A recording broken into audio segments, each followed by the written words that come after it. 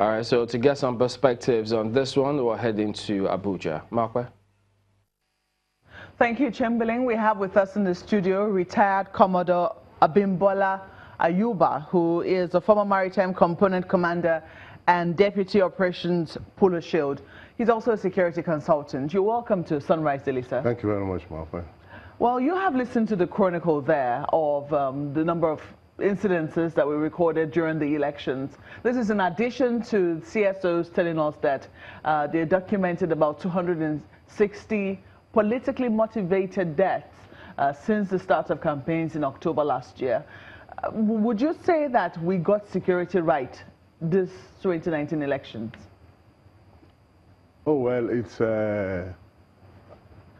based on, we have to base it on two factors. We have to look at the whole picture of the entire country and also look at the pockets of violence that have taken place so far, particularly in those trouble spots, notorious trouble spots, which was being expected anyway. Comparing with the 2015 election, I think there have been more violence in this 2019 election, which I also say that it is a test of the robustness of Nigeria's democracy.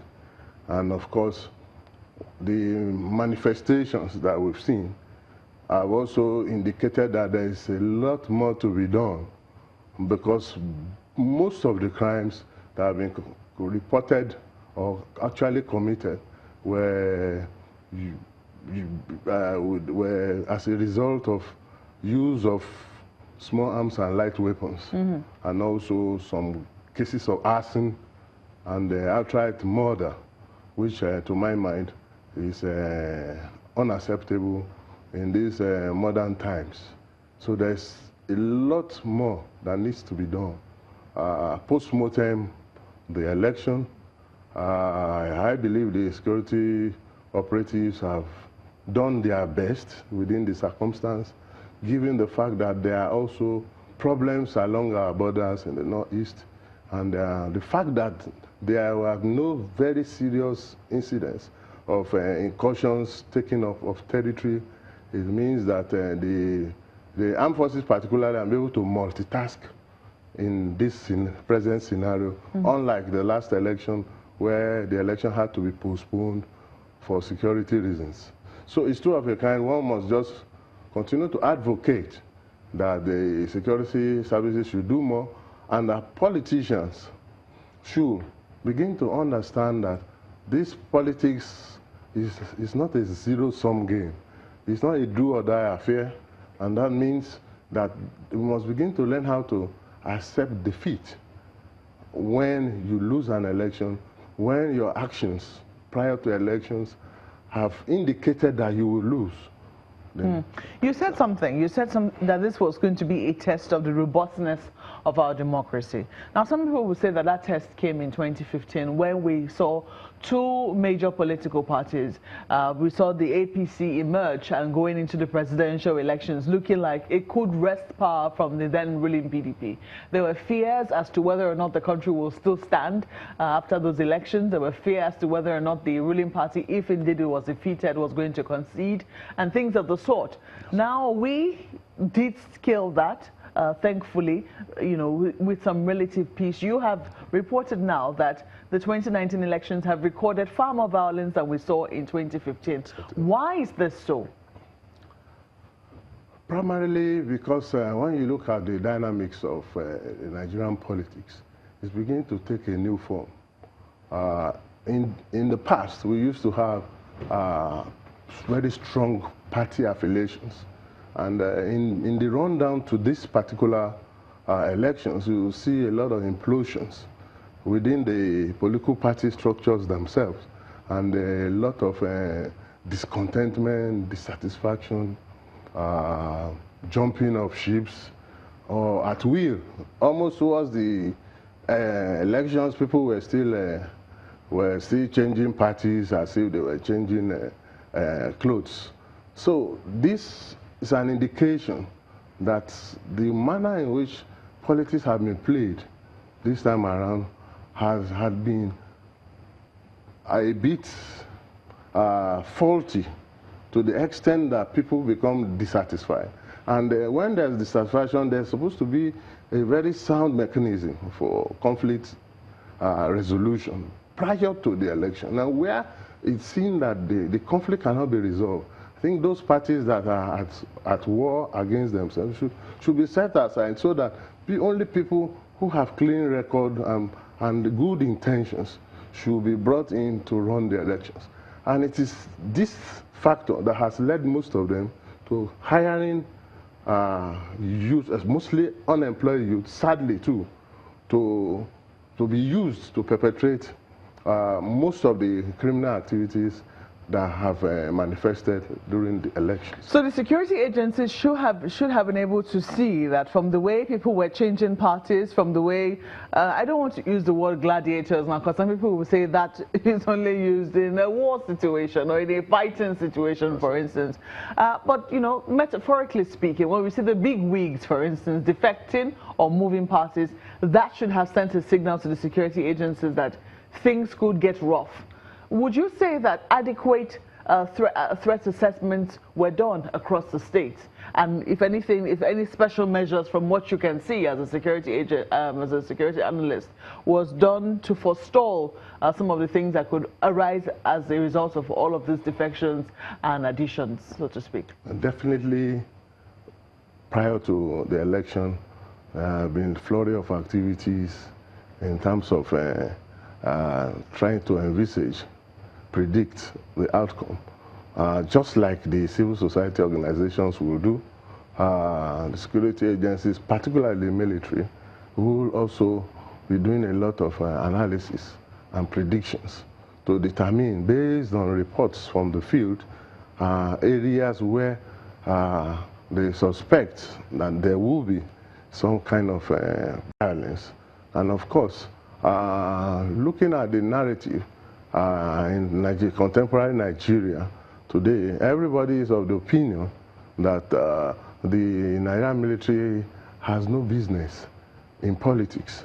Now, I think it's not entirely correct, because the military has its own role to play in as much as supporting INEC to move electoral logistics are concerned, and also in ensuring that key points, strategic installations are kept safe, national strategic institutions are kept, then places where civilians are known to be present are also kept safe.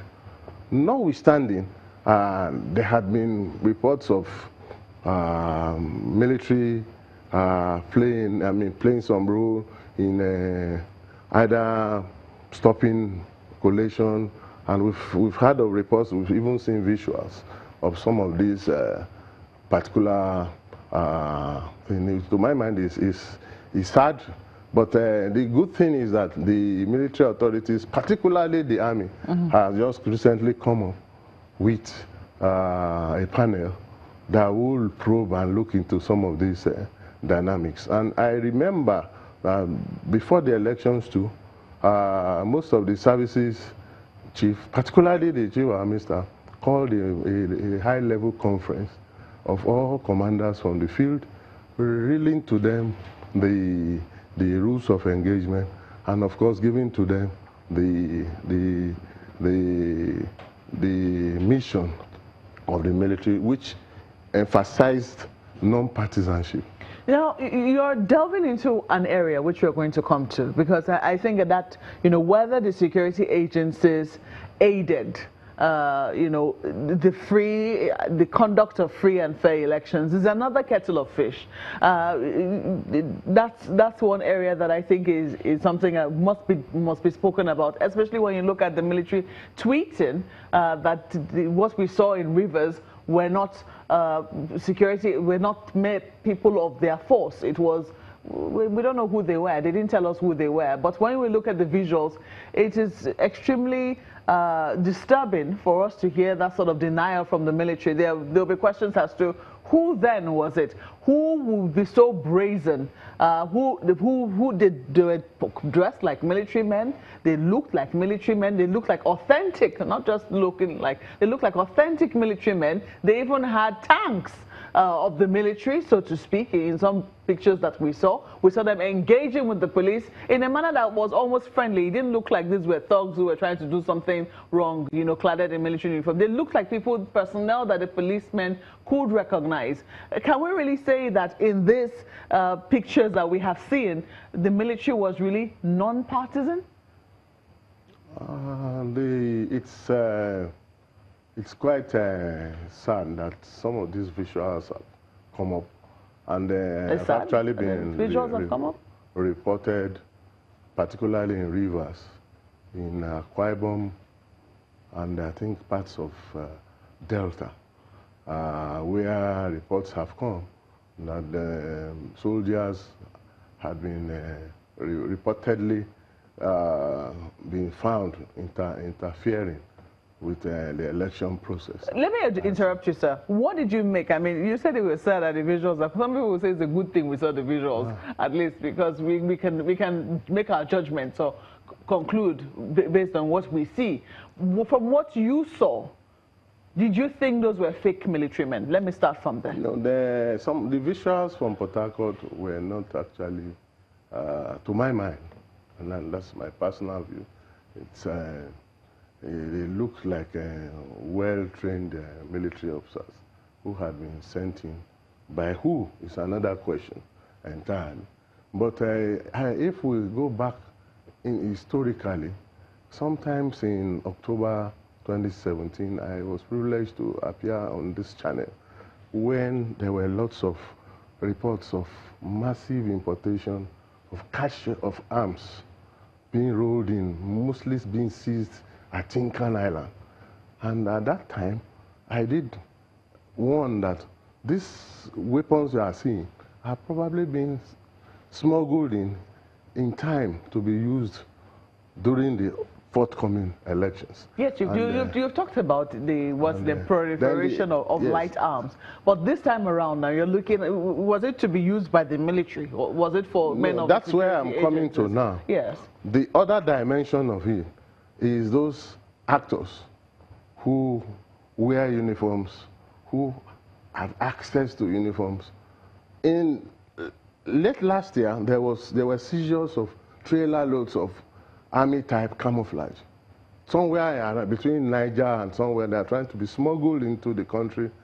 And one will wonder who will want to import military type of uniforms. Until today, nobody has really heard of any prosecutions or arrests up till today. And that also is a minus for our security consciousness as a nation, because these are indicators that these things are being sent in, and those that were arrested were probably too little to even know. But I know that, particularly in Rivers State, there is a lot of lots of militancy where a lot of activities, cultism have been rife over the years.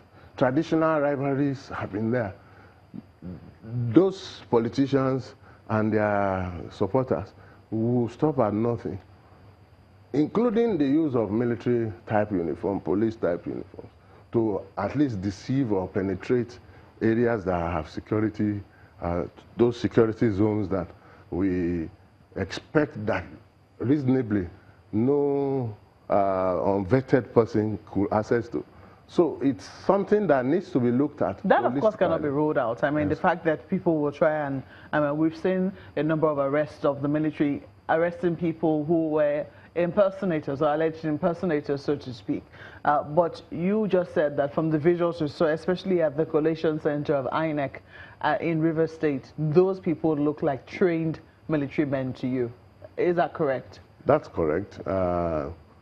Because from the way of access, and of course the relationship within the police elements and some Air Force elements there. So like a probe has been set up by the Army, we need to, the probe itself should not just be seen as an internal one. it should be such that every player, every stakeholder should be invited to state or prove to a great extent their level of involvement. Because the landscape is wide, and commanders at various levels have their own affiliations and soft spots within their own local area. So you cannot rule out the fact that some unscrupulous officers might have been drafted into and being used to perpetrate some of these crimes. Like I said, the good thing is that a probe has been commissioned. But I will only appeal that honestly the military authorities should try and invite all stakeholders.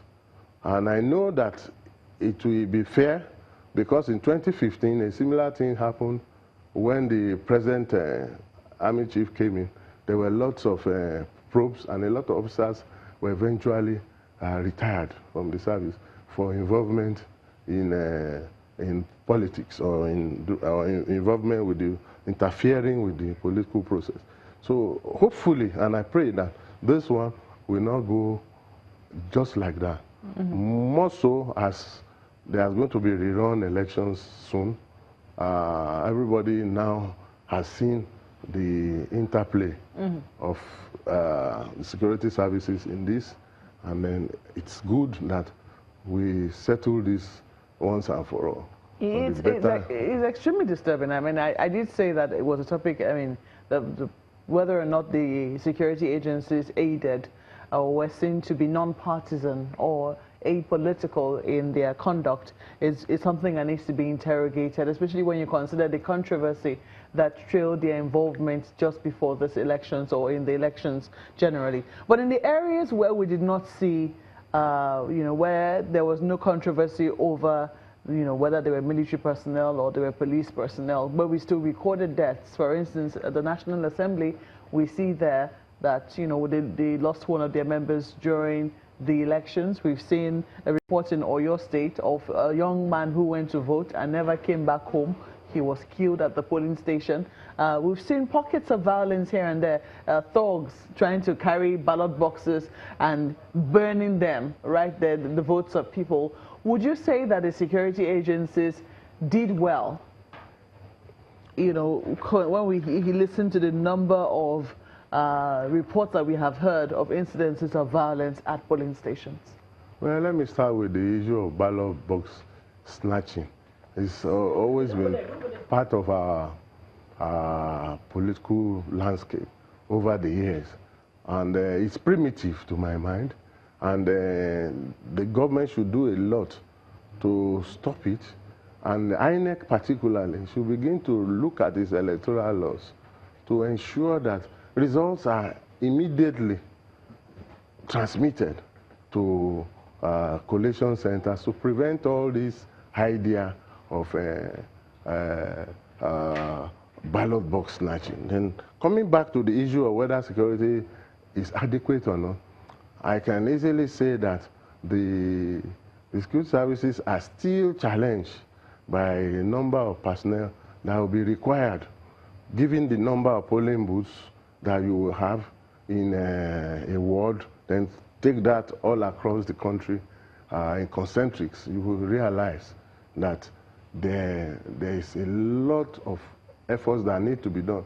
Then again, you will wonder what the civil defense force was set up for instance, and why they've not been able to put so many of their personnel behind this. And because it's not all about police and military always. There are institutions that have been set up, and I know in some states, even the customs, immigration, prisons officers were drafted in to join in some of this. They were not supposed to be armed to start with. Those who are involved with the protection, but around the periphery of the voting areas, you will see presence of security officers. And also, to my mind, I think that the politicians and their strategies are looking at the flaws in the electoral laws and begin to exploit those gaps within the electoral law, that if there have been instances of violence somewhere, the elections will be cancelled, and so they just begin to cherry pick which area their opponents are having a lot of, and then they put all the efforts to scuttle that, knowing that the laws will kick in, and then they will also cancel the election, and they have a fresh opportunity to try again. So you can see, it would seem that some of the measures, I was just going to ask you about that, some of the measures that INEC has adopted is going to be, is counterproductive, so to speak, because they say in the places where there is overvoting, is it overvoting, or where there's violence, or where there is no use of the card reader, an automatic 0 will be recorded in those polling units. They're not going to cancel them, because cancelling them means that they will have to do the elections again. But if you give, they're going to assume that elections have been conducted in those places and a 0 is being recorded. You think that those kinds of things could actually spur politicians to go to their opponent's stronghold, so to speak, and try and maybe force some violence there? Or what do you think? Is that what you're saying? Yes, it's part of what I've said, is that when they know that these are the electoral laws and these are the gaps they can exploit. Like in Rivers, INEC reported the loss of over 60-something card readers, and up to now they are still appealing for them to be returned. And those are the kind of exploitations that I'm trying to refer to, and I believe that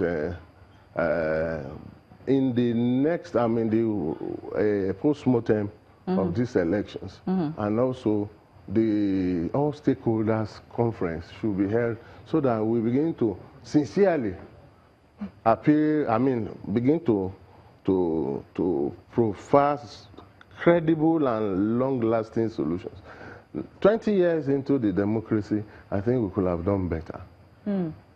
It is very disturbing, though. I mean, when you mentioned the fact that in 2015, upon resumption of this particular administration, with Lieutenant General Tukur Buratai resuming, what we found was that a lot of officers found to have done some infringement or not conducted themselves properly in an election were fired, were dismissed from the force, even though there was some controversy, because some people said they were unjustly fired. They had absolutely nothing to do with the elections, yet it was in that they were dismissed from the force anyway. Now we're seeing, this is 2019, in spite of the orders ruled out by the general, we're beginning to see that it would seem that not all is well with the military and their involvement in elections, especially if we're to look at River State. How would you say, yes, an investigation, a probe panel is being set up, but isn't that like medicine after death?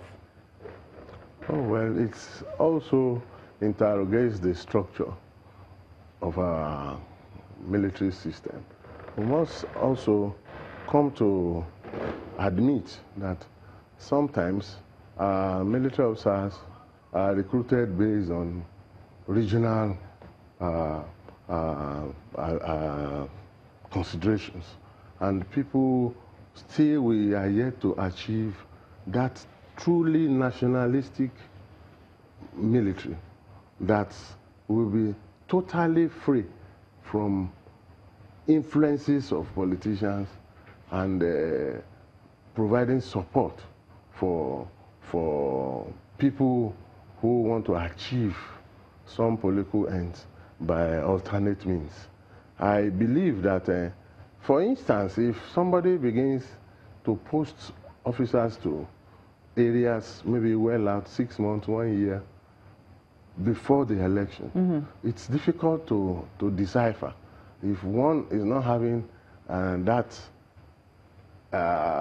intelligence to really understand why these postings are going in that direction. And of course, when these people get to the ground, I know places like Rivers, because of the abundance of oil money and also all the presence of so many multinationals, it's a lot of interest of personnel begin to come in, other than that which comes directly from their various principals.